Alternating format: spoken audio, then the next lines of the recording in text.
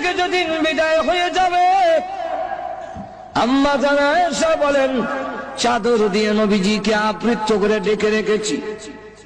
হঠাৎ করে আমি তাকায়া দেখি আল্লাহর নবী চাদরের ভিতরে একটা হাত একবার গোটায়, হাতটা আবার লম্বা করেন, পা এভাবে গোটায়, আবার পা লম্বা করেন।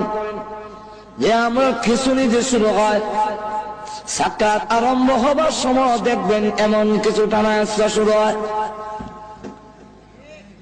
আমরা ঘুমো ধরে লেছে না গেছে।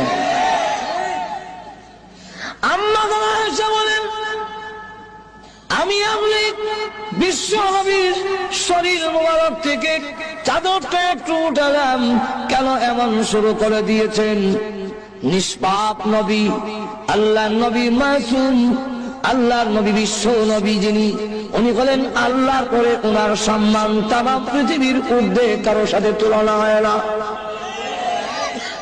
এটার মধ্যে কোনো সন্দেহ নাই। কিন্তু লক্ষ্য করে দেখুন, আম্মা আয়েশা সিদ্দিকা রাদিয়াল্লাহু আনহা বলেন, পৃথিবীর মানুষেরা রে, আমার ধারণা পাল্টে গেল। আমি যেই মাত্র আল্লাহর নবীর শরীর মুবারক থেকে চাদর সরালাম, এমনি